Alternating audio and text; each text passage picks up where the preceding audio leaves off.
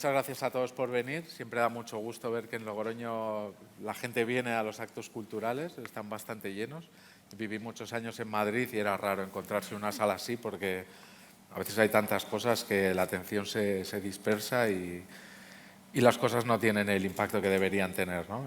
O sea que muchas gracias por venir, gracias a la Escuela Superior de Diseño de La Rioja por ceder el espacio y tan bonito además con estas lámparas que no había visto hasta ahora.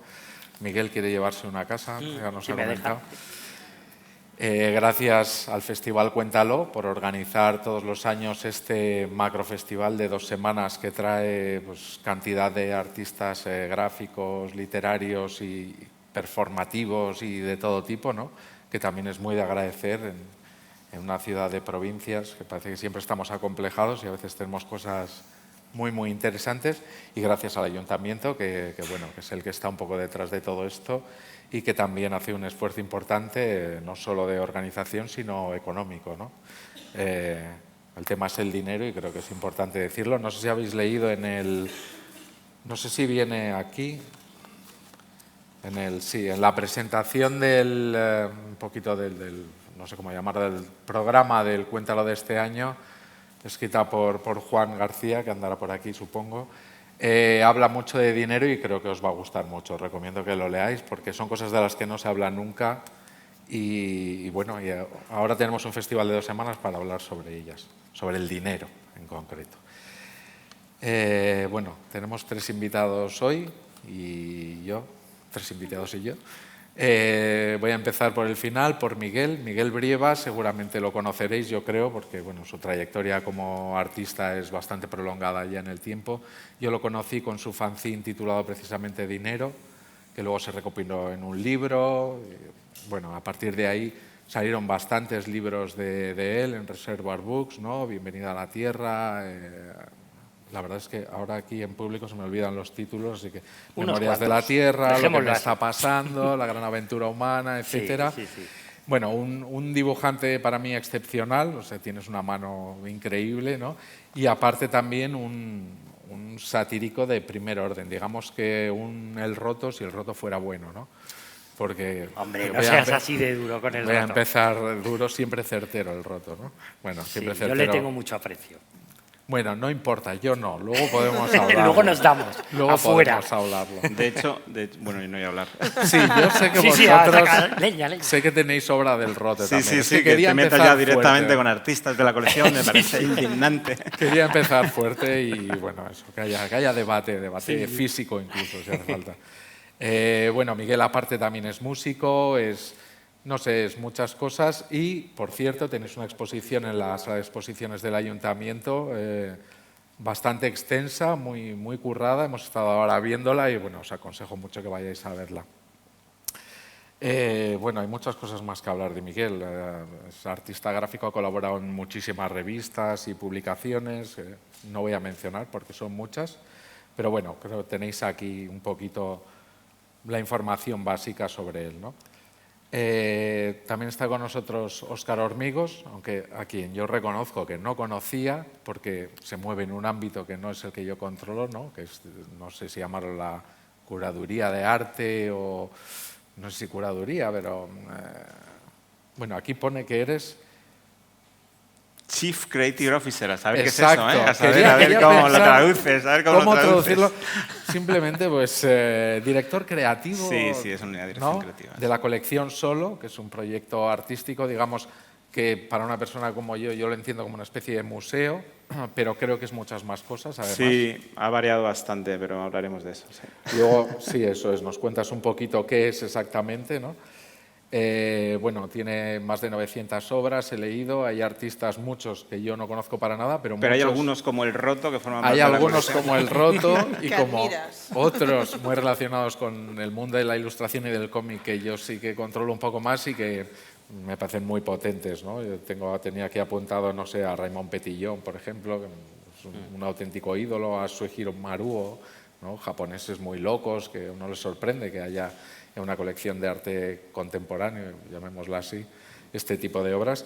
Y aparte de todo esto, también diriges el proyecto On Chaos, que también quiero que nos expliques luego un poco lo que es, porque tiene que ver con nuevos medios, ¿no? Sí. Para crear, para los autores, para los artistas. Tiene que ver con experimentos y, de hecho, voy a hacerlo solo una vez. Ahora al principio y luego al final, invitaros a todos a la inauguración de la Expo de Voto aquí al lado en la Casa de la Imagen, que será a las 9. Y aprovecho por si alguien se va, se aburre, que ya lo sepa, que a las 9 lo de Voto, y luego al final lo recuerdo. Lo iba a decir yo al final, así que a lo mejor lo vuelvo a decir por si se os olvida, porque vamos a hablar cosas tan interesantes que es posible que la cabeza os estalle. Bueno, y a mi lado tengo a Cristina Daura. A Cristina también la conozco desde hace años, la conozco desde que ella hacía cómic. Se ríe porque es ya un chiste recurrente el famoso cómic de Cristina Daura que lleva 10 años haciendo y que jamás se publicará. Básicamente porque tiró un poco más por el lado de la ilustración, que por lo visto le daba más dinero, ¿no? Exacto. Le daba más dinero y seguramente más satisfacciones también, artísticas y personales. Y bueno, ya os digo, no sé, aquí también bien apuntado que ha trabajado para el New York Times, el New Yorker, Todos los New Years. Nike, o sea, cosas de estas como que suena como que dan mucho dinero, ¿no? Exacto. Vale. Y bueno, no sé, aquí están los tres. ¿Queréis decir algo sobre vuestro trabajo que yo me haya saltado? Que me he saltado muchas cosas, pero algo que igual os hace ilusión resaltar. Yo el cómic no lo he terminado ni lo sigo haciendo, pero creo que mi ilustración, si de algo mama, es el cómic, justamente. Vale. Y sigo ahí. Lo dejo aquí. Eso es una aportación a mi trabajo. Y ya, no sé si alguien más quiere decir algo más. No, yo solo cuando has nombrado a algunos artistas, es verdad que, por poner el contexto, yo creo que a lo mejor muchos de vosotros conocéis un poco la colección porque tuvimos la suerte de estar en una expo en la sala Amador, ¿cómo se llama? Amos. Amos Salvador. Y creo que la gente sabe que es arte contemporáneo, en el que dentro del arte contemporáneo, que entendemos que es el arte de ahora, pues hay, por supuesto, gente que viene del mundo del cómic, pero también de los videojuegos o del arte más pintura, escultura. O sea, es una colección que bueno, habla un poco del arte de nuestro tiempo y entre esto pues también habla y hay artistas que tiene que ver más nuestro proyecto con acompañamiento artístico, ayudar, y también hemos vivido pues gente, por ejemplo, como Juan Díaz Fáez, que venía del mundo de la ilustración y que gracias un poco al apoyo de la colección pues ha tenido la suerte, que también es un tema que tiene que ver con el dinero compra tiempo, el dinero te crea la libertad para que él pudiera dejar de hacer encargos comerciales y ponerse a trabajar en obra más grande y hacer otro tipo de lenguaje que como cualquier tipo de lenguaje, si no lo entrenas, si no tienes el tiempo suficiente para hablarlo, solo hablas los fines de semana, pues sabes decir hola, ¿qué tal? Pero si lo practicas y necesitas más tiempo, pues ese lenguaje más artístico pues, es un buen ejemplo de cómo la colección, a través también del uso del dinero, puede ayudar a estos artistas como Faes, pero hay artistas que no necesitan ninguna ayuda y que también forman parte de la colección, como Neo Rauch, o ahora tenemos una pieza de Amoako Bafo. O sea, es arte contemporáneo en mayúsculas y que engloba todo. Mira, justo has comentado eso, que el dinero, por ejemplo, a Juan Díaz Fáez le ha dado cierta libertad, ¿no? Para crear. Pero, claro, yo no lo sé, es una pregunta de las que quería lanzar aquí. ¿El dinero realmente te da libertad o te ata? ¿O depende de si es mucho dinero o poco dinero? No, para que depende de quién te lo dé. O depende de quién te lo dé, efectivamente. ¿Sabes? Son varias de las preguntas que había por aquí resumidas un poco en una. Si me queréis responder todos en base a vuestra propia experiencia y tal. Yo en mi caso estoy de acuerdo con lo que dice depende de quién te lo dé. O sea, en mi carrera, que es quizá la más corta aquí, pero siempre he tenido muy en cuenta que no es tanto la cantidad. Bueno, la cantidad obviamente te da una estabilidad, si vas sumando encargos pues mejor, pero prefiero 1000 veces trabajar en algo en el que yo me sienta satisfecha y que me esté dando un dinero en el que yo estoy de acuerdo con el cliente que me lo está dando, o sea, con lo que me está ofreciendo. O sea, para mí no es lo mismo, tú has mencionado Nike, pero para mí Nike fue un encargo muy puntual en el que acepté trabajar, pero tampoco me sentí con la libertad porque ellos me daban la libertad, por eso acepté. Pero no aceptaría trabajar para otras marcas. De hecho, la publicidad es un sector bastante esclavo cuando eres tú el creador, ¿no? Y es un dinero un poco o sea, te da el tiempo luego, pero no durante el trabajo, y es un dinero envenenado al final, un poco. Y lo elige quien quiere. Esta es mi experiencia. Yo, no sé, también tratando de hablar un poco más allá de la experiencia de cada uno, sino como un poco de manera estructural, o sea, cómo influye el dinero en la creatividad. Ahí sí que hay un poco un conflicto, creo yo, y además, por lo menos yo a día de hoy lo veo cada vez de manera más fuerte, ¿no? Como una impronta cada vez más fuerte en la creatividad, en el sentido de que la propia lógica del dinero, ¿vale? No las cosas anecdóticas que nos pasen a cada uno. El dinero es como una especie de vendaval que va en una dirección acumulativo. Entonces, esa propia lógica, que es la que alimenta la industria cultural y todas las demás industrias, por su propia lógica de rendimiento inmediato, tiende a reproducir los patrones que son más exitosos a corto plazo, ¿no? Lo vemos en el cine, en la música, las series, ¿no? Se repiten una y otra vez los mismos patrones, parece.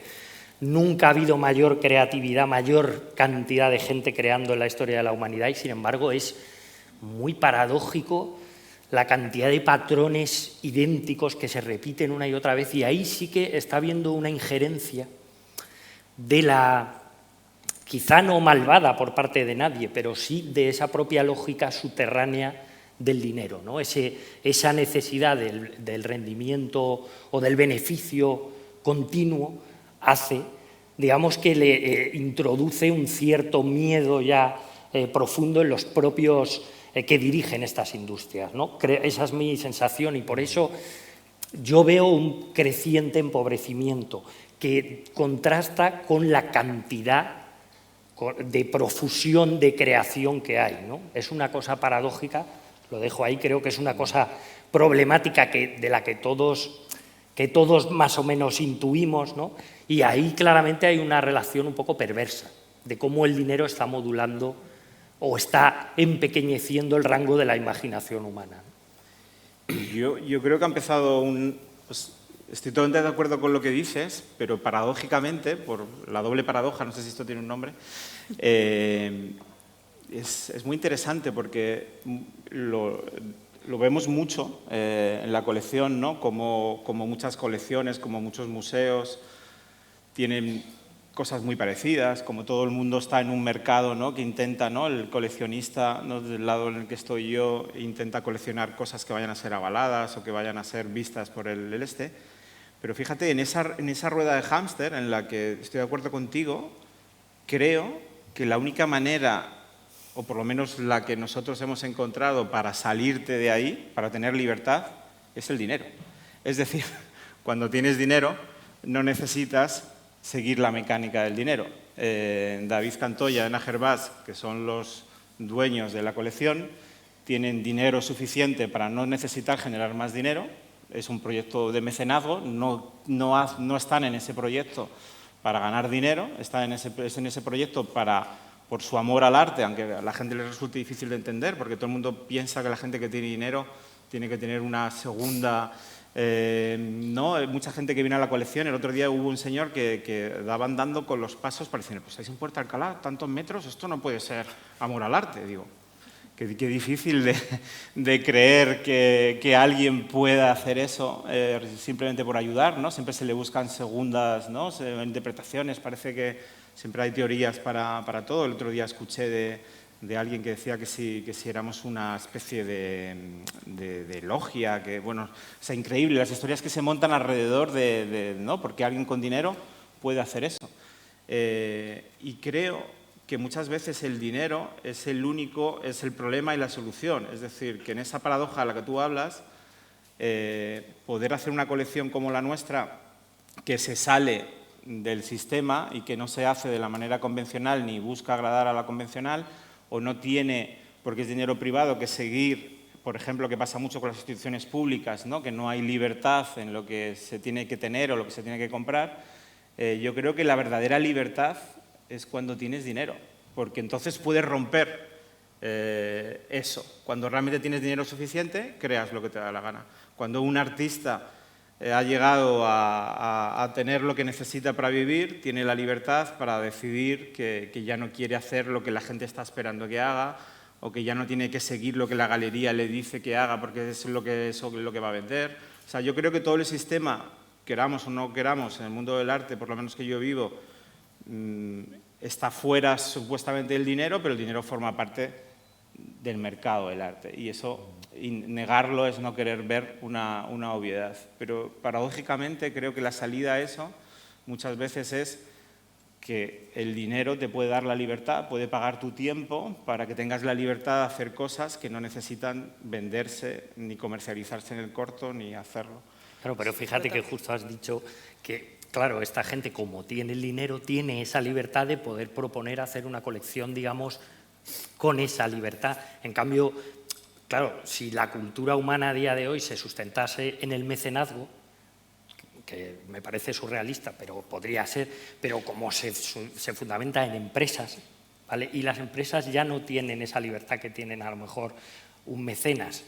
Una empresa tiene que, ¿sabes?, que mostrar unos beneficios y eso es taxativo, o sea, o hay esos beneficios o se va a la calle todo el mundo y se pone a otra gente. Entonces, al final es la rueda de ratón que dices tú.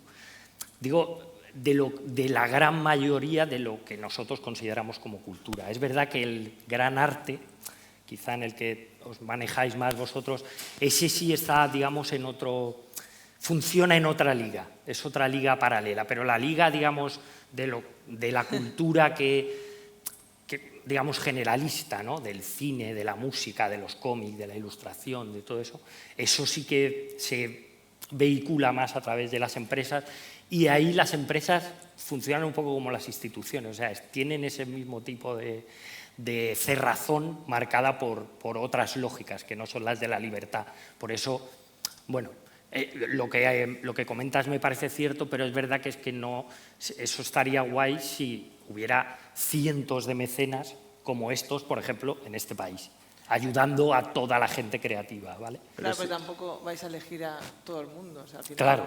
No, pero ha tocado un tema que yo creo que es muy importante, porque en otros países estamos viendo cómo los gobiernos incentivan que las compañías puedan tener parte de esos beneficios, como pasa con las fundaciones y como pasa con la política de mecenazgo, de que si se incentivara eso, si como bien dices tú, se incentivara que las compañías pudieran tener vehículos también interesantes para ellos, pues habría mucho más dinero dedicado al mecenazgo. Y yo creo que eso es un tema a nivel país, a nivel gobierno, que es cómo se puede salir de esa rueda y de ese enjáster, cómo pueden pasar las ideas de verdad, cómo pueden hacer la innovación de verdad, cómo pueden hacer el verdadero arte de verdad con la libertad. Y esa libertad, si hubiera un sistema que permitiera que muchos más artistas como vosotros tuvierais que dejar de hacer trabajo comercial para hacer cosas que os diera la gana a vosotros, el crecimiento cultural de propuesta, de idea, de lenguaje, lo que hablábamos antes, ¿no? Si en lugar de hacer cosas para otros, tu propio lenguaje lo desarrollaras todo el tiempo, pues dominarías tu lenguaje y de repente ahora tienes que parar porque tienes que hacer otra cosa. Sí, sí, además grandes de los artistas a los que consideramos increíbles a lo largo de los siglos pudieron hacer cosas increíbles gracias a que había esos mecenas dispuestos, ¿no?, a apostar. Incluso hace poco estuve, lo comentaba antes con Juan, una entrevista de Luis Buñuel que hablaba de que hizo La Edad de Oro porque le tocó a un amigo suyo la lotería, ¿vale? Y a lo mejor otras pelis que hizo él ni siquiera eran unos estudios sino que eran, pues eso, unos aristócratas de ahí de Francia que de repente le daban el dinero para hacer la Vía Láctea o para hacer... Bueno, estaría muy bien si la gente que tiene el dinero tuviera esa generosidad y esa visión, esa amplitud. Bueno, si se les ayudara y se les apoyara más, en lugar de ponerles todo el rato en el punto de mira y parece que la gente que tiene dinero es la responsable de todo y son los malos. O sea, yo soy partidario de que si hubiera una ley de mecenazgo en este país, si se ayudara a que la gente que tiene dinero pudiera más fácilmente crear fundaciones y hacer mecenazgo, es mi manera de entenderlo. Bueno, y no todo el mundo que tiene dinero tiene tampoco el interés. No, pero si se lo pusieran más fácil, le sería más fácil... ¿Cuál es una opción más fácil? Bueno, pues que hubiera vehículos fiscales que pudieran ayudarles a que ese dinero que ellos están ganando fuera para obras benéficas, fuera para mecenazgo, fuera para... Yo creo que una ley de mecenazgo, tampoco soy un experto en eso, pero por lo que sé en otros países existe y se apoya determinadas vías culturales, acaba teniendo muchos más... el sistema crece con más dinero si de repente hay más ayuda para que la gente que lo tiene. De hecho, yo no sé, yo hace tiempo colaboraba con Fundación Telefónica, por poner una grandes de las compañías de este país, hacen una labor increíble. Hacen una labor totalmente fuera de lo comercial, intentan, por supuesto, que llegue al máximo público posible, o sea, no tienen una visión súper arriesgada porque están en el centro de Madrid y tienen que hacer una programación pensada, pero fuera de eso, el dinero que la Fundación Telefónica se gasta en cultura de ninguna manera está vinculado a ninguna necesidad de Movistar de vender nada. No se vende nada en Fundación Telefónica. En el espacio de Fundación Telefónica no entra y he estado en muchas exposiciones y hemos colaborado con ellos en el pasado, yo a nivel título personal, y puedo asegurar que es un ejemplo claro de que con dinero de una empresa se pueden conseguir generar mucho bien en la cultura. Bueno, pero dices que no se vende, pero se vende un poco. O sea, al final es Telefónica quien pone la cara de hemos hecho esto, que está haciendo esto. O sea, como decir que al final sí es un poco una marca poniendo una fachada, ¿no? Me refiero que no se vende porque no es una tienda bueno, de claro, de no móviles. te venden un móvil. Claro, obviamente Claro. no, pero al final... Porque la tienda está al lado, tiene una flagship que la Exactamente. tienen ¿Con a quién voy a 50 pagar? metros. Claro, pero me refiero a esto, que yo como artista a veces sí que me siento un poco que si, bueno, yo como ilustradora, es que siempre estoy en esa línea, pero como que no sé en qué punto me apetecería más trabajar con una fundación como Telefónica o CaixaBank, me da igual, por poner dos grandes empresas, que con una galería privada, porque quizá me siento como que no estoy tan vinculada a un nombre que quizá no me apetece estar tan, ¿no? O sea, con CaixaBank no sé si me apetecería estar. Y es verdad que hacen cosas que realmente valen la pena de ir a ver. O sea, yo voy a la fundación, ¿no? a ver exposiciones. Pero hay como ese punto en el que tú como... Si tú tienes una idea de lo que tú estás creando, porque al final lo que a mí me gustaría hablar también es cómo afecta el dinero a la creatividad. O sea, te dan un dinero, porque si creativamente hablando estás hablando de ciertos temas en los que te sientes, o sea, el dinero es una cosa incómoda y quieres hablar contra esto o vas con una mentalidad y unos ideales, pues de repente que CaixaBank te financia una exposición, pues quizá te tira para atrás porque dices, bueno, pero ¿quién está detrás? ¿No? ¿Quién tiene ahí? CaixaBank es, de alguna forma, suena como los malos que tú dices, ¿no? Entonces, cómo eso agrieta la creatividad o cómo malinterpreta lo que tú tienes Claro, en mente. pero no tiene por qué ser precisamente así. O sea, yo es lo que decíamos antes de quién te lo da y qué condiciones pone para eso. Pero imagínate que CaixaBank te estuviera dando una residencia y que te estuviera dando la oportunidad de poder crear lo que tú quieras durante un año, con gastos pagados, en un sitio idílico.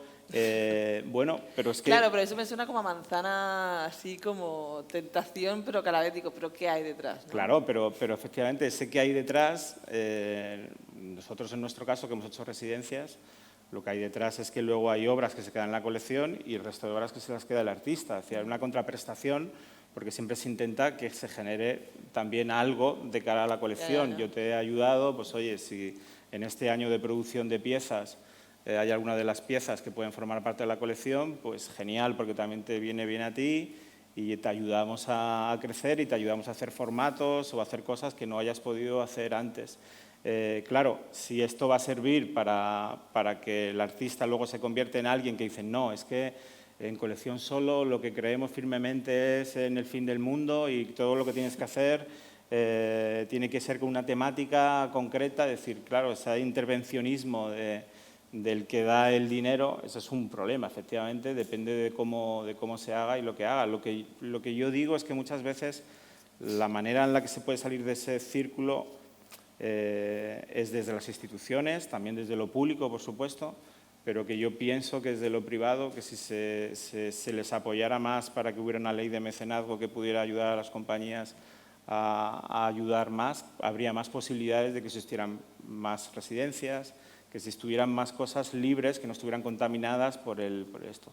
Yo soy súper optimista y solo me he encontrado, o sea, hay mala gente en el mundo, pero sí que te puedo decir que estoy rodeado de gente muy wealthy y de gente y siempre me he encontrado con gente que quiere ayudar, con gente que quiere apoyar, con gente, o sea, yo estoy en contra de todas las teorías conspiratorias donde cualquiera que tenga dinero es malo y, no sé, el otro día tenía una amiga que no sé qué, que decía que Bill Gates que se comía niños y era, pero ¿cómo os podéis creer eso? O sea, ¿por qué? ¿Por qué? Porque tiene... vivir así. Claro, bueno, pero es lo de siempre, es mucho más divertido en las historias, ¿no? Esta Claro. la frase típica de hace más ruido un árbol que cae que cientos que crecen. Pues es verdad, la naturaleza del ruido es esa, la gente quiere y le interesa contar historias sobre tal, pero está creciendo un montón de cosas al mismo tiempo. También es verdad que en los últimos meses hay toda una revolución que yo pongo... Tú eres el moderador, ¿eh? Yo estoy aquí ya... Espera, sí, antes de que Pues empieces paramos. por ahí, porque también Ya vamos sabes a hablar por de dónde eso, que creo, Ya. creo que Es va que a yo ser creo que un- tengo una solución para el dinero. Vale, no, yo quería decir, porque lo habéis mencionado mucho, el ámbito público, ¿no? Hemos hablado bastante ahora sobre las empresas privadas y tal, pero no sé cómo veis o cuál es vuestra experiencia con el ámbito público. Miguel y Cristina como autores, si habéis tenido encargos, si esos encargos os habéis sentido con mucha libertad, si han estado bien pagados, si han estado pagados a tiempo, todos sabemos que las instituciones a veces tardan en pagar, etcétera. Y también a ti, Óscar, a nivel de vuestra, digamos, proyecto, supongo que habéis tenido también contactos con organismos públicos, si habéis tratado de hacer colaboraciones, etcétera. No sé, ¿cómo habéis vivido vosotros vuestra relación con lo público y si os parece que, en vuestra experiencia personal, ha sido positivo, enriquecedor, etcétera, y si os parece que hay suficientes alternativas para jóvenes artistas, autores, que puedan acceder también a recibir ayudas de lo público, ¿no? ¿Ayudas o encargos? Ayudas, ayudas o encargos. Encargos, casi mejor encargos que ayudas, ¿no? Sí. Pero mucho me temo que en general igual está más extendido el tema de la ayuda, no lo sé, la verdad. Claro, si me baso en mi experiencia y en lo que veo en compañeros, yo he trabajado tanto por el Ayuntamiento de Madrid como el de Barcelona. En el de Madrid no tuve ningún problema, o sea, como a nivel de creatividad fueron totalmente... O sea, literal, lo que mejor suena es haz lo que te dé la gana y eso fue tal cual lo que tuve la gran suerte de hacer y la proyección fue enorme porque además fue que empapelaron todo Madrid porque fue durante los veranos de la Villa que ¿De qué año? del 2019, Época Carmena. el último año, sí.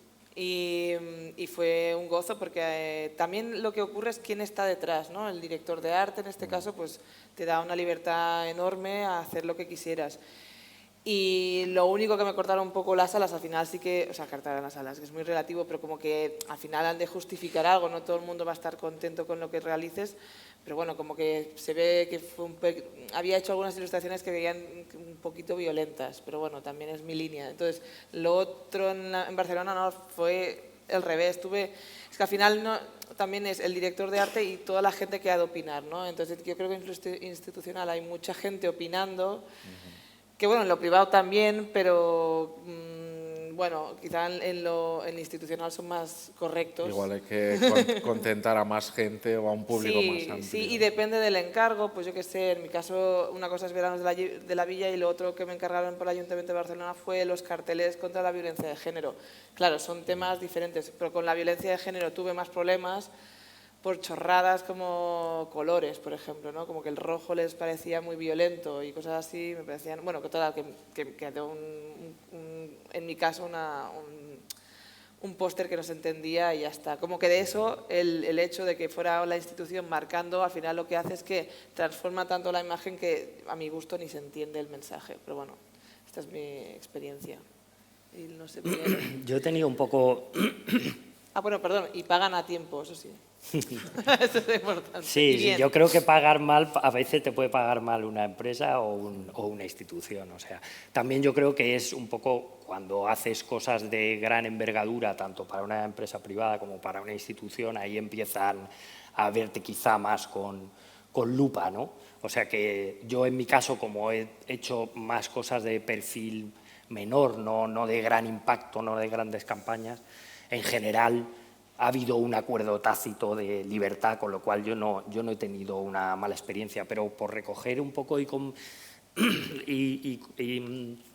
hablar también de lo que estábamos hablando antes, de cómo se podría un poco revitalizar la cultura, ya que planteas el tema de las instituciones. Yo a veces sí tengo una pedrada o una fantasía que creo que también podría ser interesante, es que las instituciones, muchas veces llevadas por los ciclos electoralistas y por la inmediatez, tienden a apostar por un tipo de cultura o de cosa que como más nominalista o más grandilocuente o más de grandes centros, de tal, y creo que se olvidan que la cultura realmente viene de la gente, ¿vale? Porque cualquier artista va a salir de los barrios. Entonces yo creo que hay una red ya hecha que son de centros culturales de los ayuntamientos por todos lados. Si eso se alimentara, si realmente se proveyeran de espacios de calidad con sitios para que los chavales grabaran música, hicieran teatro, pintaran, se inventaran cosas con ordenadores. O sea, en lugar de centrarnos tantos en alimentar el gran sistema de la cultura, que a veces también es un poco una engañifa, yo confiaría en qué tal si sembramos un poco en la gente, en los barrios, y vemos a ver lo que recogemos dentro de unos años, ¿no? Que es justamente lo que los políticos, por esa inmediatez, rara vez hacen, ¿no? Igual que rara vez plantean una replantación de árboles porque son cosas que los frutos se van a ver en el futuro, pues igualmente con la cultura, ¿no? Yo confío más a día de hoy, y con el secuestro de la imaginación que vivimos, confío más en lo que pueda venir de abajo que lo que pueda venir bajo las directrices de arriba a abajo.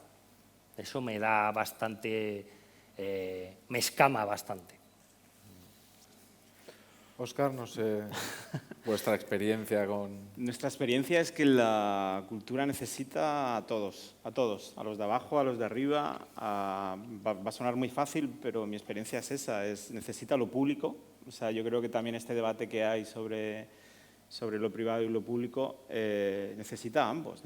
Hay muchas cosas que serían imposibles sin lo público. Y hay muchas cosas en el mundo del arte que la verdadera libertad viene también de lo público, cuando lo público puede acometer instalaciones, exposiciones que serían impensables a veces en lo privado. Y tiene que tener ese rol y se necesita ese rol. Y también se necesita el rol de lo privado, porque muchas veces, pues como es en nuestro caso, podemos tener una libertad que a lo mejor en otros casos concretos tampoco se tiene en lo público.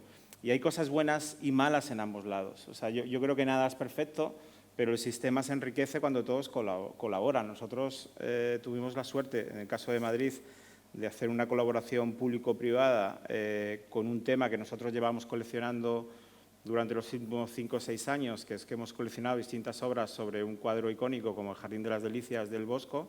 Teníamos más de 30, 40 piezas, desde arte con inteligencia artificial hasta Cassie McWhorter, que trabaja en el videojuego, Lucesita, que hace cerámica, Mupam, que viene del mundo de ukiyo-e y demás, y pinta en tabla, hizo una reinterpretación del Jardín de las Delicias increíbles.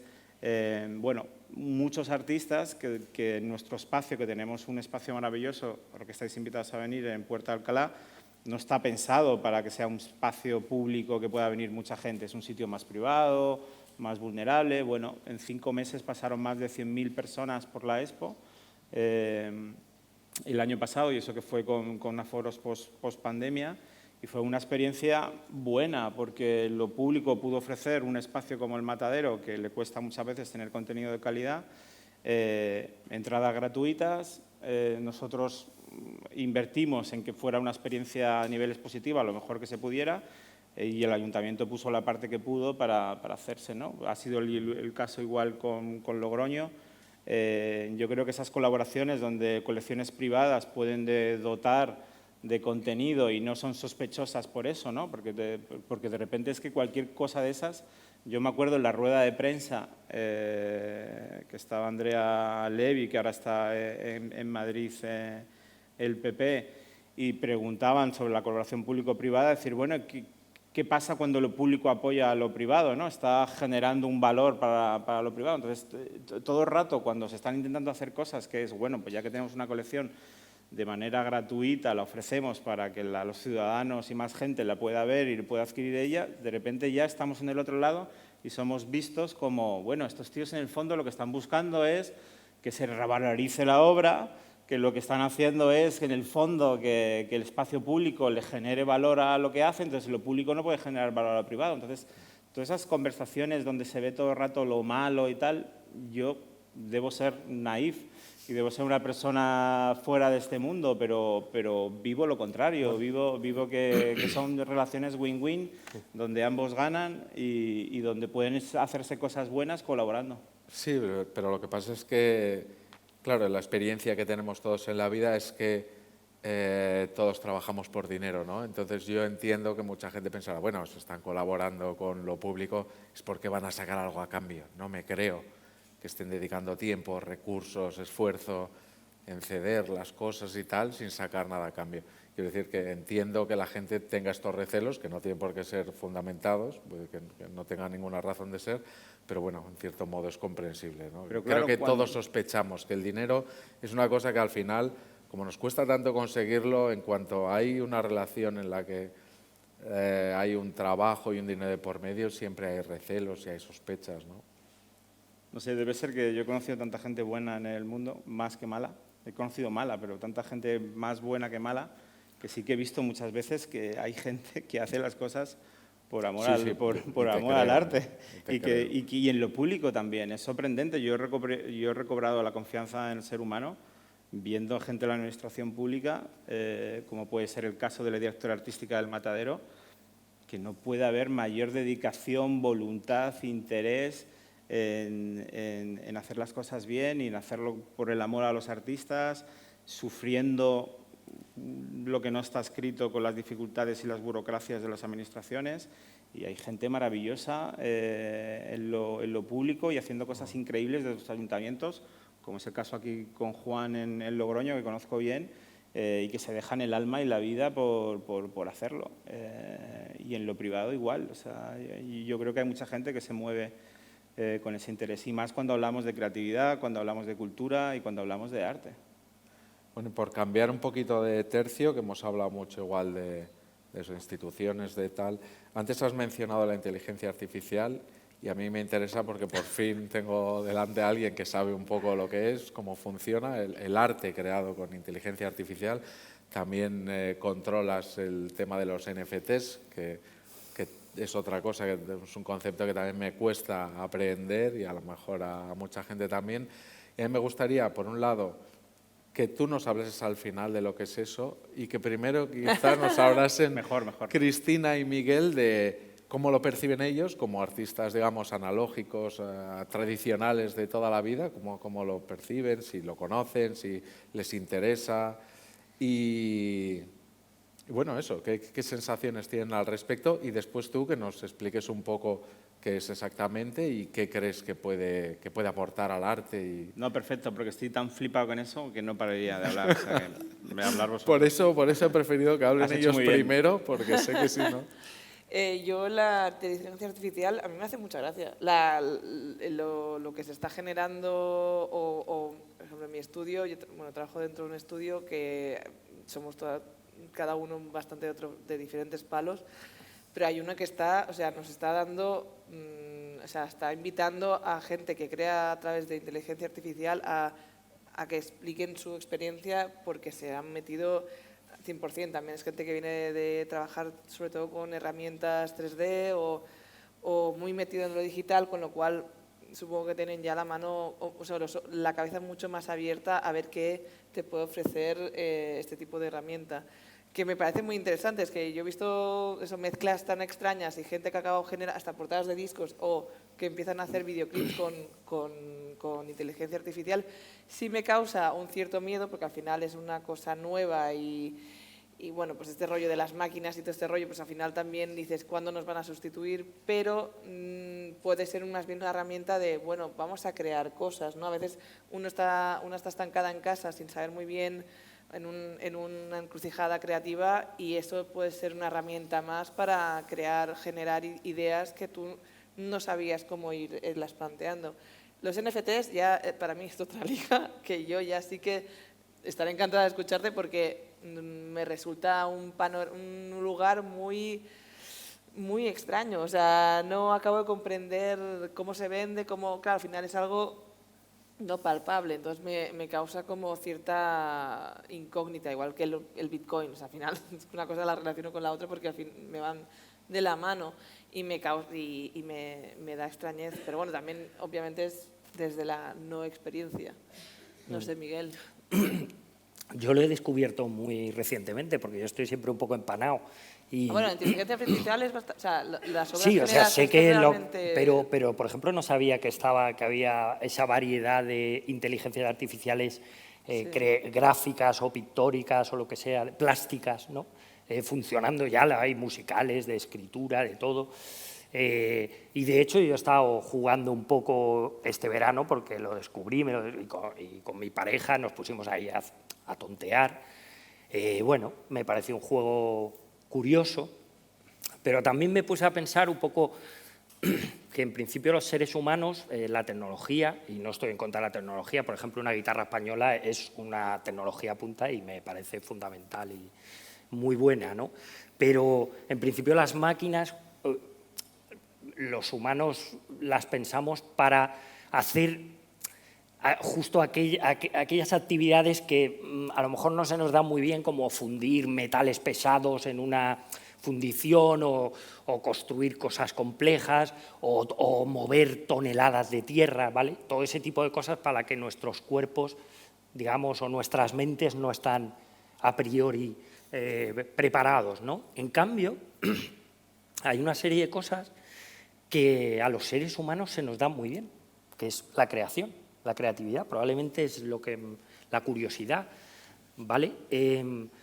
Y además es una de las fuentes de gratificación de los seres humanos más importantes. Con lo cual yo digo, ¿qué necesidad justo tenemos de introducir a las máquinas en este contexto de capitalismo express, destructivo, total? Yo solo lo veo como un modo de que las grandes corporaciones tecnológicas al final acaben copando toda la creatividad humana. Primero hay que bajar el listón de los imaginarios humanos hacia niveles muy bajos y cuando ya la expectativa que tenemos es muy baja, pues entonces ya efectivamente la pueden hacer algoritmos y ya está. Pero bueno, ya digamos estamos entrando en una fase de poshumanidad que a mí personalmente no me interesa en absoluto, ¿no? Yo aquí discrepo un poco, ¿ves? Yo entiendo lo que dices, pero no sé por qué la parte de creación de imágenes con la inteligencia artificial me parece más bien como una herramienta, es lo que decía, ¿no? Como una herramienta más para jugar un poco más. Quiero decir, si tan creativos somos, que también lo pienso, ¿por qué no ver esto como algo más, ¿no? A mí lo de que sea, por ejemplo, lo que os comentaba, como crear un videoclip, ¿no? Un vídeo musical a través de la inteligencia artificial, dejando de lado pues, directores, ¿no? Que lo genere esa máquina a través de ciertas indicaciones que uno le da, me parece como una forma de decir, bueno, ¿hasta qué punto? Porque habrá alguien que será, al final la calidad también variará, quiero decir, no es lo mismo crear una imagen, ir como ajustándola a tu creatividad que la haga otro o sea, bajo coste, digámoslo, y rápido y mal. Entonces yo creo que habrán calidades y calidades. Y lo otro, que no tienes por qué terminar haciendo lo que la máquina, sino como que sea un plus más de pensar otra variante más, ¿no? Yo eso lo admito. Me parece bien, digo, venga, pues nos hemos inventado este juguete ultra sofisticado. Claro, como un vamos sí, ¿no? Pero vamos a pensar en el momento en el que estamos, ¿vale? ¿Sabemos en el momento en el que estamos?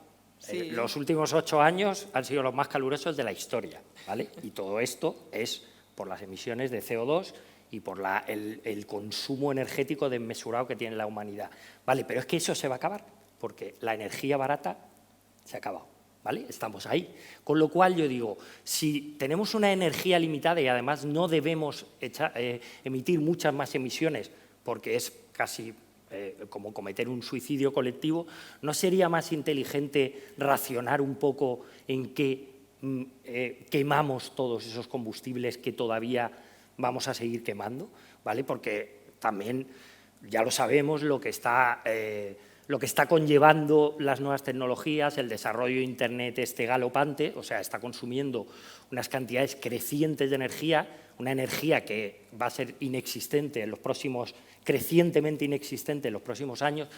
Bueno, digo, joder, pues justo una cosa que se nos da muy bien a los seres humanos y que además nos hace súper felices, pues quizá ¿por qué no vamos a emplear esa energía en reforestar el Amazonas, ¿vale? Porque eso sí que nos va a dar certidumbre de poder seguir creando durante siglos. Ahora, si queremos, no sé, alimentar este tipo de juguetes, que pueden ser divertidos, pero, bueno, ¿a qué precio? ¿Cuál es el precio del juguetito? Ahora mismo esto ya es una decisión que está en manos de todos. Has pasado.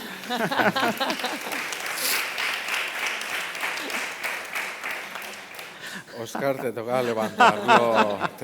Tengo un rol aquí como sobre todo el diablo. Es que son muchas cosas y mi cabeza va a estallar porque no sé por dónde empezar. Estoy como... Quiero morder. A ver, empezamos porque no sé si todos los que estáis aquí entendéis qué está pasando con la inteligencia artificial, que yo creo que es importante porque ni siquiera para mí, que me dedico a eso y estoy en el día de eso, lo que ha pasado en las últimas 3 semanas, un mes, rompe totalmente con lo que se estaba viendo hace un año, hace 2. Nosotros venimos trabajando con inteligencia artificial en la colección desde 2018. Hicimos una primera obra con un pionero de esto, que es Mario Klingemann, que lo utilizaba precisamente como estabas contando tú, el interés que las máquinas, que al contrario de lo que piensas, pienso que son... se les da muy bien crear, al igual que el ser humano, porque están repitiendo patrones aprendidos por el ser humano y al igual que hace una persona que en base a las referencias de lo que ha aprendido, lo que ha visto, crea, tú no serías quien eres si no hubieras leído o visto o estudiado antes, desde cero no pintarías como pintas, no dibujarías como dibujas, no tendrías la sátira que tienes si lo has aprendido antes, eso es lo que hacen las máquinas. Por supuesto. Solo que la diferencia es que tú tienes una capacidad limitada comparada con la suya, es decir, las máquinas, la capacidad del Machine Learning es de todo, han visto todos los cómics que se han hecho, han estudiado a todos los artistas que han dibujado alguna vez, han visto todas las ilustraciones generadas por el ser humano. Y yo creo que esa base de conocimiento al servicio del humano, porque aquí sí que para mí es importante entender que yo no estoy reivindicando que la máquina de manera autónoma crea, eso no ha pasado, no está pasando. Los medios de comunicación y la gente que está hablando de eso es por desconocimiento y por ganas de vender titulares. Las máquinas a día de hoy son una herramienta para llevarnos a hacer cosas que antes no podíamos, o hacerlas mejor, o porque las hacen mejor, que eso es otra conversación que a mí me gustaría tener, que es cuando la máquina hace mejor algo que hace el ser humano, es una superoportunidad para que el ser humano se dedique a hacer otras cosas si la máquina lo hace mejor. Os pongo un ejemplo que ha pasado en la medicina. El día que la máquina haga mejor el amor, ya no haremos el amor. Depende. Vamos a hacer máquinas que hagan el amor y así ya nos lo quitamos de encima. Ese día no ha llegado hasta donde yo sé. No tengo toda la información. Pero estamos en ello, no ha llegado. Pero lo que sí que ha llegado, por ejemplo, es máquinas que en base al aprendizaje de que han visto todos los lunares y tipos de lunares del mundo, pues esto que se publicó hace poco en el Science y demás, que la inteligencia artificial diagnostica mejor un cáncer un melanoma en la piel que un médico. Eso es una realidad. Si a mí me dicen que una máquina haciéndome fotos de mi cuerpo va a saber mejor si tengo un problema que un humano, pues yo sinceramente preferiría que lo hiciera una máquina. Y si eso va a suponer encima que cueste menos dinero porque el médico puede dedicarse a otra cosa y de repente el diagnóstico vía imagen de una inteligencia artificial va a ser mucho más barata y va a democratizar que muchísima gente que no tiene acceso a un especialista pueda tenerlo, pues me parece. Es igual que lo que ha pasado en las fábricas, que alguien, mi padre que viene del mundo que me contaba, haber trabajado en grandes fábricas de montaje de camiones, claro, tú vas ahora y ves lo que los robots hacen a la hora de una cadena de montaje y dices, pues oye, es que lo hacen mucho mejor que lo hacía una persona, y una persona como el propio mi padre no tiene que mover 30 kilos o 40 kilos en una bancada, en un sitio que no ha sentido.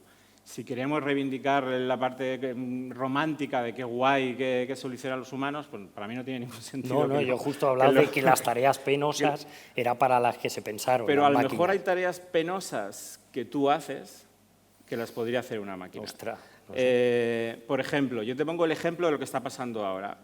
Lo que pasaba hace un tiempo es que las redes neuronales, lo que llamaban los GAN, en base al Machine Learning, la manera en la que estaban trabajando, intentan imitar las redes neuronales para generar, en el caso de lo que hacíamos con Mario Klingemann, eran retratos de gente inexistente.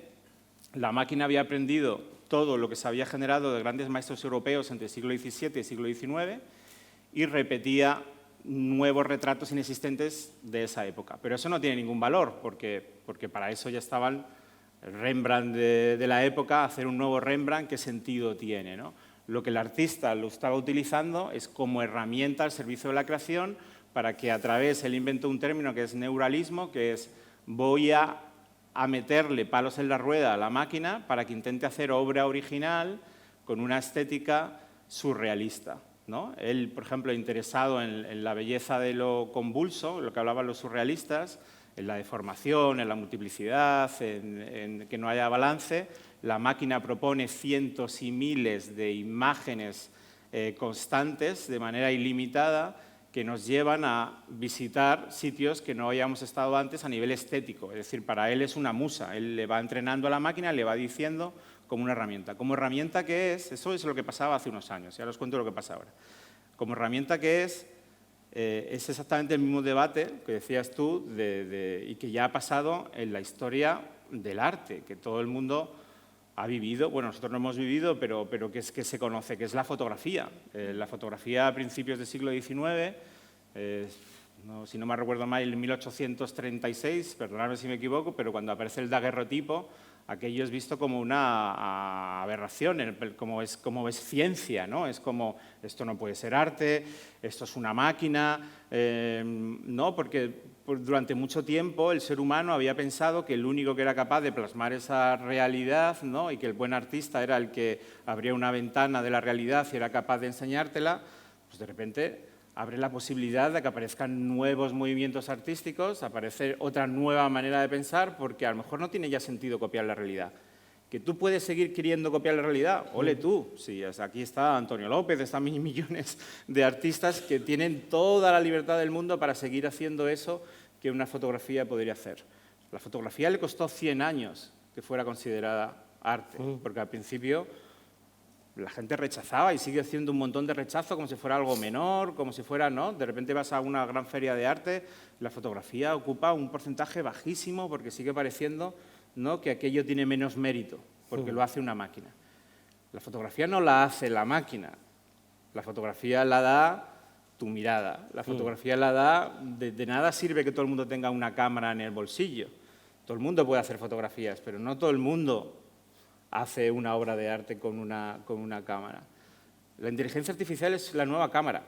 Es capaz de hacer cosas que antes no podíamos de una manera, por ejemplo, y te hablo de un ejemplo concreto con lo que ha pasado ahora, los nuevos modelos de difusión que han hecho. Los nuevos modelos de difusión tienen un nivel que no esperábamos tan rápido de realismo de que como han sido capaces y han sido entrenados en haberlo visto todo, cuando apareció los primeros DALL-E, que fueron como creadores de memes, ¿no? Porque la gente lo que se dedicaba era para hacer memes con ellos, y luego pues apareció el de Google, el Imagen, el Midjourney, que estaba más en la parte más artística, pero empezó a aparecer los programas como Stable Diffusion, que son abiertos, que no son compañías, en las que mucha gente puede participar y hacerlos, y la máquina solo con texto, o sea, el input que tiene la máquina es que tú solo le diriges a nivel de intención de lo que quieres hacer, en el poco tiempo que lleva este proceso funcionando, es capaz de dibujar, de crear código, de crear una imagen, lo que quieras, pero es capaz de hacerlo en cualquier estilo, y es capaz de hacerlo todas las veces que tú quieras hasta que se parezca, en base al lenguaje, a la que tú estás haciendo. Ya han aparecido los primeros cómics hechos por IA, ya han aparecido, porque no se va a quedar ahí. Esto se complementa con el lenguaje y con el famoso GPT-3 y la capacidad de crear. El salto que está dando al vídeo en los últimos días es increíble. Directamente con texto se puede generar vídeo. Yo acabo de estar en un experimento con una obra de Joyce, pasada la obra de Joyce al vídeo, y me gustaría luego pasaros un link para que lo vierais y valoráis por vosotros cómo los textos de Joyce los convierte la máquina directamente al vídeo. Pero hay una intención. Joyce creó algo y alguien, en base a lo que le está contando, al estilo que está eligiendo, de la manera que está diciendo, o sea, un humano lo está guiando y un humano lo ha entrenado. Todo eso es un proceso como herramienta humana. A mí lo que me parece que nos va a dar la oportunidad, yo soy de los que creo, y estoy aquí para equivocarme, que hay muchas cosas que tienen que ver con la ilustración que van a desaparecer. O sea, que dentro de 5 o 10 años, por ejemplo, los bancos de imágenes están muertos. O sea, cualquier fotógrafo que haga banco de imágenes ha desaparecido, porque las máquinas lo hacen mucho mejor que cualquier necesidad que tengas de un banco de imágenes. Esta es la utilidad real. Yo creo que en un mundo paralelo, en el que todos fuéramos bellísimas personas, pues a lo mejor lo usaríamos tal. En este mundo, o sea, por ejemplo, perdona esta breve interjección, pero recuerdo un amigo de mis padres que era muy amante de la tecnología, hace 20 o 30 años, y cuando empezó Internet, él alababa Internet y decía, bueno, Internet va a ser, esto está... no tiene centro, o sea, no hay control, esto es una red, esto es una malla, esto es la libertad, esto es el futuro. Y yo recuerdo que yo era un adolescente y decía, pues no sé, tiene buena pinta, no sé, vamos a ver cómo va la cosa. Entonces ahora vamos, después de unos años de desarrollo, vemos en qué se ha convertido Internet y vemos que se ha convertido en una interfaz controlado por grandes corporaciones capitalistas, ¿no? Entonces, siguiendo esa misma lógica, digo, ¿y ahora con la inteligencia artificial qué pasará? ¿Pasará el sueño la utopía que imaginaba el amigo de mi padre? ¿O va a pasar lo mismo que ha pasado con Internet? Es decir, que una serie de grandes empresas, que ya ha pasado, el otro día Shutterstock, que es una de estas de banco de imágenes, echó un montón de imágenes que ya le habían colado de gente diciendo que había hecho los dibujos cuando estaban hechas por inteligencia artificial. Dicen, hemos quitado esto y ahora ya nosotros tenemos nuestra inteligencia artificial. Y ya está, se acabaron los dibujantes, se acabaron. Yo creo que sí, los dibujantes se acabaron, porque esa capacidad... Pues yo como dibujante, pues no me alegro, yo que sé, debo ser idiota. Pues a lo mejor tienes la oportunidad para con ese... De ponerme a repartir con globo pizzas. Bueno, yo lo veo, fíjate, ese es el gran tema, es decir, ¿por qué va a ser un problema y por qué tiene que haber, o sea, lo que hablaba ya antes, que habrá calidades? Yo te lo pongo en el ejemplo contrario, déjame esta reflexión, a ver si soy capaz de explicártela. Yo no sé si vosotros os veis, yo hablaba contigo antes, pero muchas veces mucha gente que hace ilustración tiene clientes buenos, clientes medianos y clientes horribles, ¿no? Que muchas veces le gustaría no tener que dedicarle ni un segundo, pero que tiene un compromiso para hacerlo. El otro día estaba viendo cómo alguien estaba entrando a una máquina a hacer briefings directamente. Le habían hecho una prueba con un briefing de una empresa de dentífricos. Y le había hecho la campaña, la IA, el texto, el logo, y lo comparaban en un test con campañas reales con campañas hechas por la IA. Digo, joder, ole, ¿Cuántos creativos que querrían dedicar su tiempo a hacer otras cosas y no a esos clientes coñazo que no tienen dinero para pagar esa creatividad ni tienen la capacidad para valorar el pensamiento, de repente que haya un tipo de trabajo de otro nivel que una máquina pueda hacer por ti y que tú le digas, mira, voy a enseñar a una máquina para que pinte como yo pinto, para que piense como yo pienso, y yo voy a dedicar mi tiempo y mi energía a hacer cosas que antes no podía. Pero si es que a y lo la mejor máquina... justo lo que te da placer es hacer esas cosas. Pero es no tienes un dibujar, cliente es coñazo. colorear. ¿Nunca has tenido un cliente coñazo? Bueno, pero es parte de la vida. Es como que Bueno, si un tú- niño que sea un poco pesado y dice, mira, si pues tú hemos quieres creado seguir- una inteligencia artificial que es un niño que lo hace todo bien, tú a tu niño lo metes en un cajón y tienes... Es que no lo sé, hay cosas de la vida que son así y es que más nos vale ya Bueno, ser un poco mayores de edad y asumir, o sea, que es así, o sea, que además todo el rato estás usando una argumentación que es coger un ejemplo concreto para tratar de pasar por ese ejemplo concreto toda una realidad que va detrás que no suena tan bien como lo que tú dices. Entonces, el ejemplo concreto que muestras, dices, pues sí, en ese ejemplo concreto está bien, pero cuando das 3 pasos para atrás y ves el plano grande... Pero a lo mejor dices, no es ni lo bueno ni o sea, lo tú ni piensas, lo- yo ni lo malo, soy ¿no? un capitalista a día de hoy y digo, uy, una inteligencia... Vale, pues venga, o sea, vamos a arrasar con todas las cosas. ¿Qué saben hacer nuestras inteligencias artificiales? ¿Saben escribir? ¿Saben hacer series? Venga, pues a hacer series. ¿Saben lo que sea, pintar cuadros, hacer todas las ilustraciones, hacer cómic, hacer música? En Spotify hay una publicidad, no sé si escucháis alguna vez Spotify, pero que me encanta porque dice, bájate el no sé qué, mézclalo con un flanger, ponle un flinger, haz una canción en 5 minutos, en menos de 5 minutos. Digo, ¿pero qué? ¿Pero por qué? Si a lo mejor te puedes tirar con una canción haciéndola un mes y eso es lo bonito. Ese es el proceso, ese es estar vivo, eso es ser un ser humano. Otra cosa, si queremos, es decir, nos hemos aburrido de ser seres humanos, o sea, esto se nos queda muy corto. Queremos pasar más allá a no se sabe dónde. Entonces, este sí que creo que es un buen camino. O sea, estamos por el buen camino de lo que sea eso.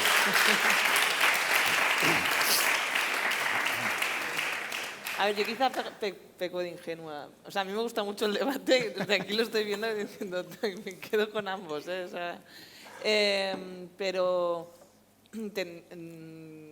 entendiendo ambas partes, o sea, al final yo lo que veo de lo bueno de la inteligencia artificial, lo que veo es que se pueden sacar, o sea, la calidad de una canción hecha en minutos, nunca va a tener la calidad de una canción hecha con tiempo. Igual que creo que también al final es la calidad lo que acaba siendo lo que sobrepase, ¿no? Igual que pienso que, y ya no hablo de la inteligencia artificial, sino la demanda de creatividad que se pide ahora hace, o sea, la rapidez de esta hace que la calidad baje un montón. Claro. Y creo que por ese lado, tanto clientes buenos, si entendemos buenos, que paguen bien y te dejen hacer lo que quieres, o galerías buscan la autenticidad, siempre se buscará lo mejor. Y la calidad express de comida rápida, vamos a decir así, en creatividad, pasará siempre a segundo plano.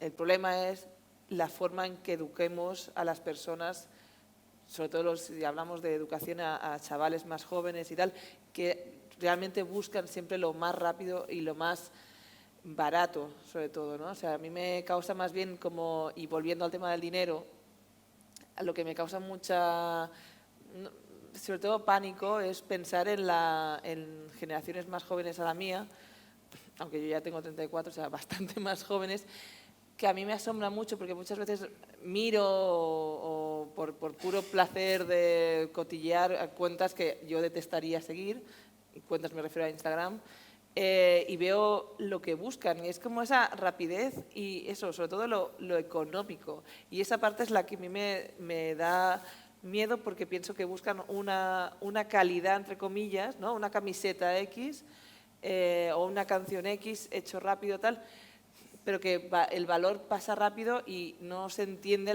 con cómo está pagado eso, ¿no? Que la creatividad al final pasa a ser devaluada al submundo y por el consumo rápido. Entonces, a mí es la parte que más me crea el miedo y que creo que ya sean nuevas tecnologías o nuevas formas de comunicar y por detrás del capitalismo quiere que hagamos, ¿no? Quiere como que los creativos quieren que hagamos eso. ¿Qué pasa? No sé si esto es la parte que ocupará la inteligencia artificial, pero yo creo que al final no habrá espacio para todo el mundo, ¿no? O sea, al final, si vamos sustituyendo a las personas creativas con máquinas, tampoco vamos a subir la calidad de lo que estamos Claro, pero vendiendo, no es todo un extremo, no es todo de repente todas las personas. No, yo creo que lo has todas. explicado bien, ¿no? De repente habrá igual que pasa en una fábrica o igual que pasa en la medicina.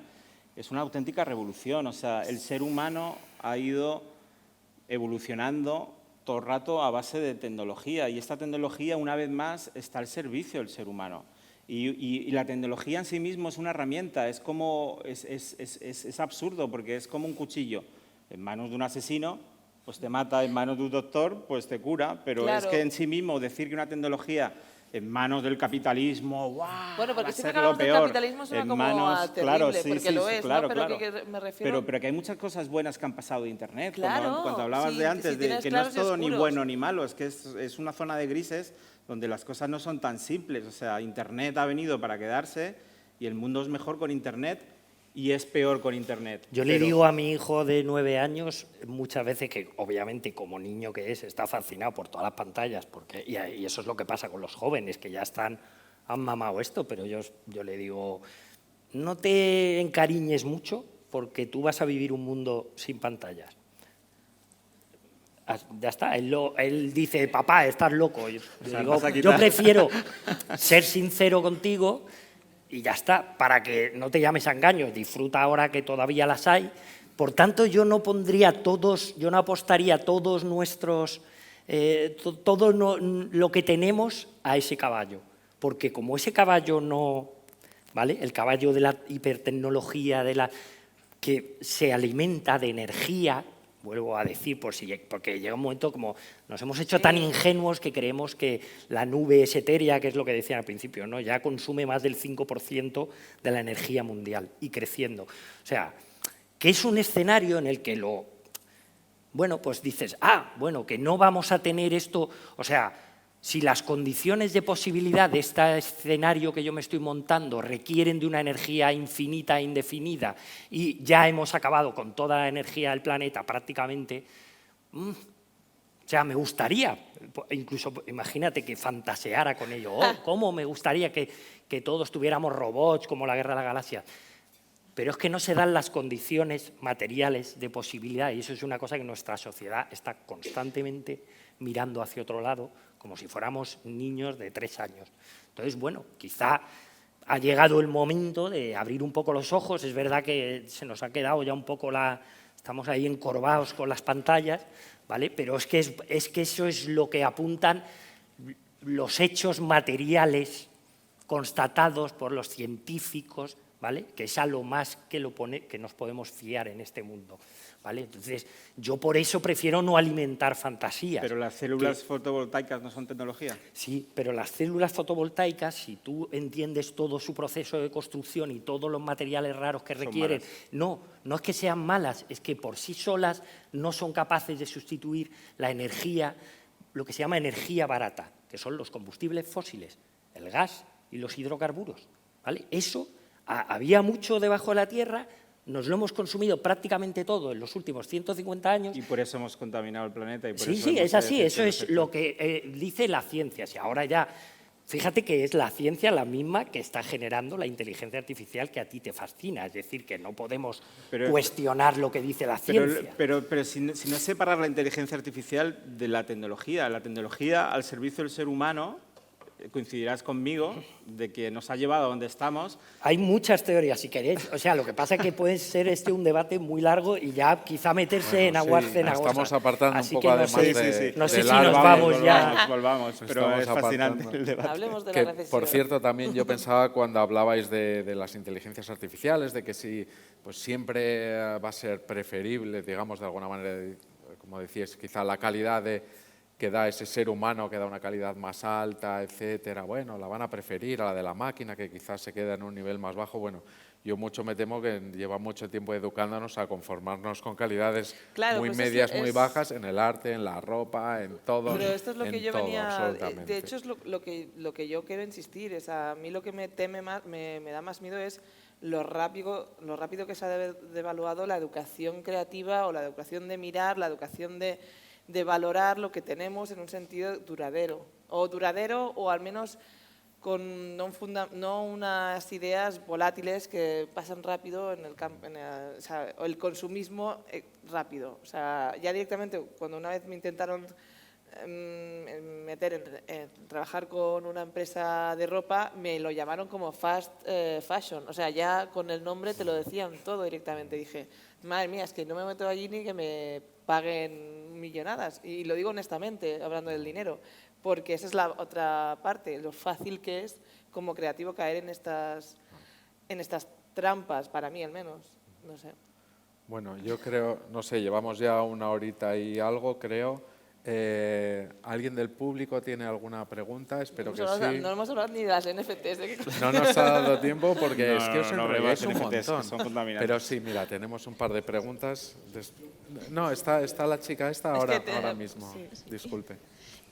Yo quería preguntar, bueno, habréis hablado un poco por encima de la inmediatez del arte con el tema de las inteligencias artificiales, pero no habéis incidido en cómo se afecta eso a vosotros como creadores y divulgadores. O sea, vivimos actualmente en una sociedad que consume deprisa y está continuamente ávida de contenido, y quería saber si vosotros sentís esa presión de estar continuamente creando para satisfacer a ese público. Yo personalmente siempre he intentado evitarlo, quizá porque estoy en la línea en la que, o mi mentalidad es bastante que mal hablado es me la pele todo. Entonces, como decir esto suena muy mal, pero es verdad que en su momento, sí, cuando apareció Instagram o todo esto, fue como, wow, ¿cómo puedo extraer lo máximo para que mi trabajo evolucione y demás? Pero ya con el tiempo ha sido como, mira, yo no puedo estar... O sea, yo recuerdo, porque como soy pre-Instagram, trabajar las ilustraciones lentas o lo que a mí me divertía, que era dibujar. Entonces, ¿por qué tengo que estar mi creatividad y mi divertimiento, que es dibujar, sometido a la necesidad de el ya? Entonces, como calma, o sea, ya es suficiente ansiedad y estrés, ya me genero yo a mí misma por otras razones, que en algo que en el fondo me da paz. Entonces, he intentado evitarlo. Pero bueno, que existe y lo veo en muchos compañeros y sí, de vez en cuando aparece en mi cabeza, pero rápido, mientras pueda dormir, todo bien. No sé, ¿tú, Miguel? Yo es que ya, como soy un viejuno, yo es que además siempre soy muy vago, entonces procuro trabajar lo menos posible, cojo los encargos mínimos o lo que me va entrando que me permite sobrevivir y poco más.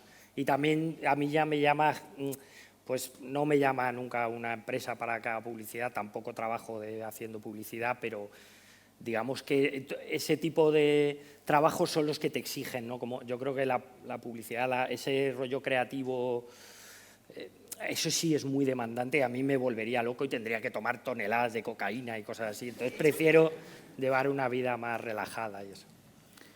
A mí me gustaría matizarte, porque al inicio de la pregunta has dicho el uso. Yo creo que diferenciar claramente que el hecho de que el mundo que vivimos de consumo rápido de las cosas, la tecnología o el uso de la inteligencia artificial no es para fomentar eso. Yo, a mi manera de entender, es para todo lo contrario. La tecnología mal usada te quita tiempo. La tecnología bien usada te da tiempo. Es decir, que el futuro o presente que yo veo es que muchos de esos procesos en manos de una máquina hacen que el creador, que nosotros estamos viendo ahora procesos de artistas que estaban necesitando un montón de meses llegar a unas aproximaciones sobre el proceso creativo, que ellos están construyendo, por ejemplo, personajes con un colectivo holandés que se llama SMAC, que para hacer una reinterpretación del Jardín de las Delicias, el otro día estuve con ellos, se tardaron 1 año y medio. Y decían, wow, gracias a la IA como herramienta tengo mucha más capacidad para pensar en otro tipo de cosas que no me van dando tiempo porque lo gastaba ese tiempo en modelar. Y el modelado ahora me lo hace la IA. O, por ejemplo, la variación que quería hacer sobre los personajes, dándoselas a la IA. Entonces, en manos, la tecnología te da tiempo para ti, te hace en principio, es verdad que puede haber otra tecnología que te lo quite, ¿no? Como puede ser Instagram, las pantallas, que estoy totalmente de acuerdo. Pero el devenir de como sociedad, donde esa inmediatez no es fruto de la tecnología no está ahí demandándote, hay alguna que sí y hay otra que no, o sea, es esa guerra, hay tecnología que te demanda tiempo y hay tecnología que está creada al servicio del ser humano para darle tiempo, para hacer cosas que le den tiempo para hacer otras cosas. Esa es mi manera de entenderlo y que seguiré defendiendo. Gracias. Bueno, ya que estamos en una tierra de vinos, yo quería preguntaros ¿qué creéis? ¿Que se hace mejor vino ahora o hace 100 años? ¿Cómo? Perdón. Yo estoy seguro que ahora.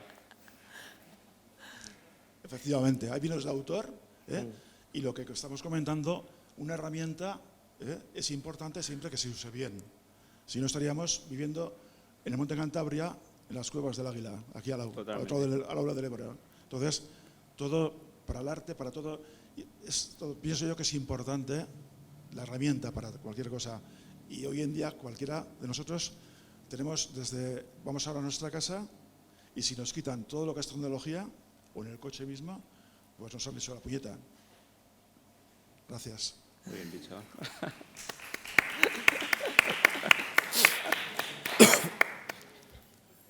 No sé si hay alguna pregunta más. Espero que sean muy buenas, porque ya llevamos mucho rato. Yo voy a introducir un tema que me parece interesante hablando del dinero. Estos días estamos en la COP27 y yo creía que íbamos a hablar también de ello hoy, en la COP27 sobre cambio climático, que estamos hablando de una COP de organizaciones como Naciones Unidas. Bueno, pues ahí lo primero que se ha planteado en la inauguración ha sido que los acuerdos anteriores en otras COP no se han cumplido porque muchos países desarrollados, que para empezar no han ido a esta COP, pues tampoco han financiado los compromisos que asumieron y, lógicamente, pues no se pueden hacer pues todo el planteamiento que en países que sabemos que pueden desaparecer precisamente por las consecuencias de este cambio climático. Todos estamos viendo cómo estos días están siendo motivo las propias obras de arte clásicas, no hechas con inteligencia artificial, nuestras obras de arte, y están siendo los museos como un foco para llamar la atención por todos estos problemas del cambio climático, que no nos los terminamos de creer. Y estos años, los últimos 8 años, dicen que han sido los 8 años más calurosos, pero a lo mejor este año no es el verano más caluroso, a lo mejor el próximo verano sigue siendo más caluroso aún. Entonces, yo creo que hasta en estos temas afecta los temas económicos. Y, por decir solamente una pequeña observación, en la inteligencia artificial yo creo que, por lo que leo, es bastante importante porque es una gestión también de datos. Es decir, los datos son fundamentales. Totalmente. Los datos que todo el mundo estamos suministrando a través de las redes y los usos de las nuevas tecnologías, que a veces vale más ese dato que estamos suministrando como consumidores que la propia información que a nosotros nos genera. Y esto tampoco se plantea. Y eso también vale dinero para muchas compañías. ¿Qué os parece? Estás mezclando un montón de temas y hilando, o sea, daría para otro debate. Yo, por mi parte que me toca, cuando, por ejemplo, desde el punto de vista de arte, las máquinas aprenden con datos que son de uso público y no privados ni de personas. O sea, las máquinas no aprenden de datos robados, las máquinas aprenden de datos públicos que están, por ejemplo, en el caso del proyecto que nosotros hicimos de entre siglo XVII y siglo XIX, son imágenes que ya han suscrito sus derechos de propiedad intelectual, que depende de los países son de 50 años, y la máquina ha aprendido en base a cosas que ha visto. Otra cosa distinta es que haya gente utilizando algoritmos con IA. O sea, yo voy a insistir todo el rato que no mezclemos. O sea, que hay gente que utiliza la tecnología para el mal, sí. Que se puede hacer mucho mal con esto, sí. Que la IA hay muchos usos muy malos que se pueden hacer de ellos, seguro, pero que no todo el mundo hace eso. y al servicio de la creatividad y del arte puede tener utilidades y puede ayudar a tener más tiempos para dedicarlos a otras cosas, a hacer otro tipo de cosas, para llevar a nuevas estéticas, para ir a sitios que no hayamos estado antes. Y a mí me parece, ya hilándolo, que muchas soluciones a nuestro futuro pasan por la tecnología. Y estoy convencido que gracias a la tecnología habrá energías más limpias y aunque parezca contradictorio, sigo pensando que la tecnología son herramientas y como bien ha dicho, ¿cómo te llamas tú? Eugenio, esas herramientas ayudan a construir, no tienen por qué ser todas malas. Entonces yo creo que hay una esperanza en el que, como planteabais antes, el uso de los fósiles, pues poca tecnología había ahí quemando carbón. O sea, que la tecnología que ha ido mejorando, a lo mejor descubriremos en el futuro que habrá energía mejor que la nuclear o a través del hidrógeno que genera, gracias al estudio, a la ciencia, a la tecnología, usos mejores, menos contaminantes y con más potencial que los que había quemando petróleo o quemando carbón o reteniendo presas. Entonces, cuando miramos la vista atrás, es que estoy convencido que cosas tan increíbles como un libro, si el libro apareciera hoy, sería criticado. Aísla a los niños. Fíjate, el Quijote se volvió loco leyendo un libro. Toda la tecnología, todo lo que aparece visto en su tiempo, cuando apareció la fotografía fue igual, era lo peor, iba a acabar con el arte. O sea, esta conversación es eterno. El otro día que hablaban del discurso de Platón que daba sobre las nuevas generaciones, y era actual. Parecía que Platón estuviera hablando de la gente joven como si habláramos de la gente joven ahora. Siempre que miramos para atrás nos parece que es lo peor, que estamos haciendo lo fatal, y es ley de vida. Es así, siempre nos va a parecer que está fatal como estamos ahora y que antes estaba mejor, pero no es así. Se hacen cosas muy mal, tenemos que ser críticos, no es todo jijiji, jajaja. Estoy totalmente de acuerdo con que hay cosas inaceptables y que hay que luchar contra ellas, pero no es todo ni blanco ni negro. Hay un montón de grises donde la tecnología puede ser una solución. Yo solo quería decir, yo soy de familia, mis padres son científicos ambos y tengo bastantes amigos en el mundo de la ciencia y a menudo cuando se habla de que todo se va a solucionar gracias a la tecnología, muchos amigos científicos me dicen que eso se llama pensamiento mágico. Solo digo eso. Bueno, yo de hecho soy científico también y estoy de acuerdo con Miguel y sus amigos. Bueno, muchas gracias a todos. Me gustaría que siguiéramos hablando, pero es un poco tarde y además si nos extendemos no podréis ir al comienzo de voto en la Casa de la tecnología, Imagen, aquellos. pero posiblemente os interese. Así que nada, os quiero dar a vosotros tres muchas gracias por venir, por honrar nuestra Villorrio de provincias y a todos vosotros también por asistir, como siempre. Gracias. Muchas gracias. Qué tenso todo.